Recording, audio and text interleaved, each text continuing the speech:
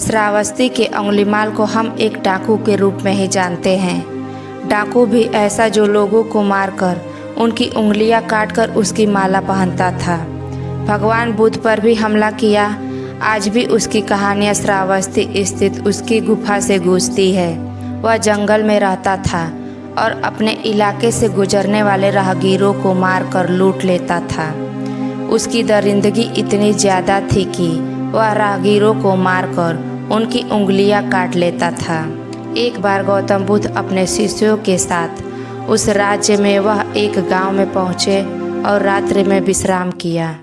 वहाँ के लोगों में एक अलग तरह का खौफ था। जब बुद्ध ने उस गांव वालों की डरने की वजह पूछी तो उन्होंने कहा कि हमारे पास के जंगल में अंगुलीमाल नाम का एक खूंखार डाकू रहता है। वह लोगों को बहुत बेरहमी से मार डालता है। यहाँ और आसपास के गांव के कितने ही लोगों को मार चुका है। बुद्ध ने श्रावक से कहा कि वह उस खूंखार अंगुलीमाल डाकू से मिलना चाहते हैं। तब लोगों ने बुद्ध को उसके पास जाने से मना कर दिया। उन्होंने कहा कि उसके सामने जो भी आता है उसे छोड़ता नहीं है। आप क्यों अपनी जान जोखिम में डाल रहे हैं?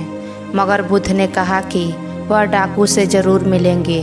बुद्ध का जिद देखकर उनके शिष्य भी भयभीत हो गए। फिर बुद्ध अकेले ही जंगल की ओर निकल पड़े। अंगुलीमाल की दूर से ही उन पर नज़र पड़ गई। वह सोचने लगा कि इस तरह जंगल में 50 लोग भी एक साथ आने से डरते हैं और एक सन्यासी अकेला चला आ रहा है। आखिर क्यों? अंगुलीमाल तुरंत गौतम बुद्ध के पास तेजी से दौड़कर पहुंचने लगा। बुद्ध ने अंगुलीमाल को देख लिया मगर कोई प्रतिक्रिया नहीं दी। वह अपने कदम बढ़ाते रहे। यह देखकर अंगुलीमाल रुक गया।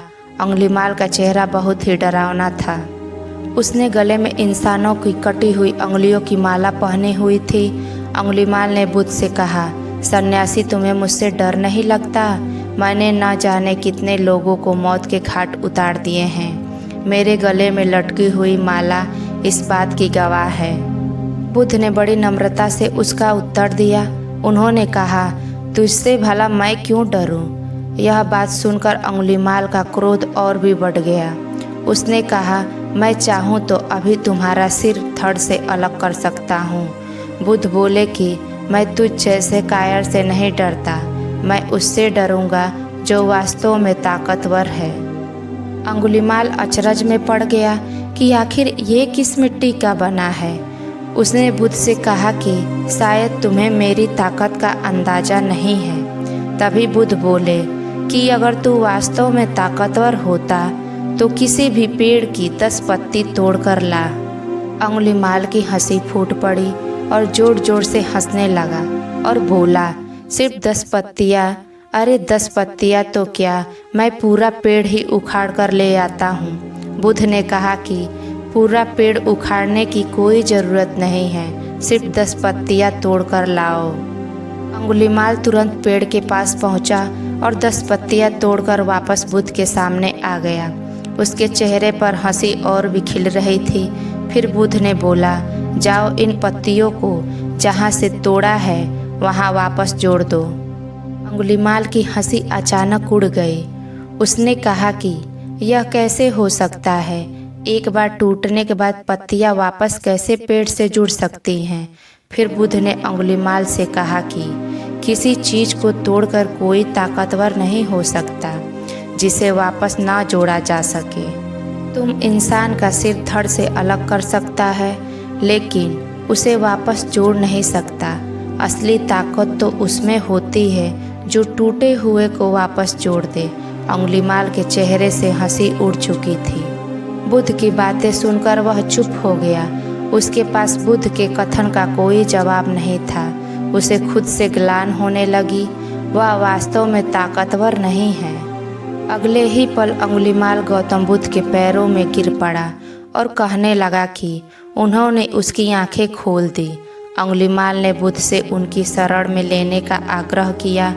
अंगुलीमाल को अपना शिष्य बना दिया और बाद में वह संत बन गया।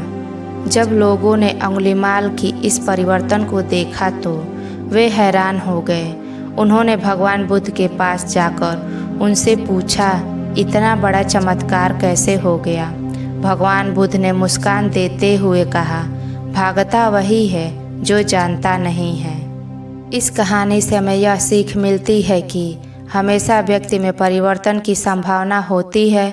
अगर हम पश्चाताप करें और सुधारने का वचन दें तो हम सभी अपने बुरे कर्मों से मुक्त हो सकते हैं। इसके अलावा हमें दूसरों की बदलाव में सहयोग करना चाहिए और प्रेम और समझदारी का प्रचार करना चाहिए, ताकि हम सभी एक बेहतर और समृद्ध समाज का निर्माण कर सकें। अगर आपको वीडियो अच्छी लगे तो चैनल को सब्सक्राइब करिए और लाइक शेयर कमेंट ज़रूर करिए।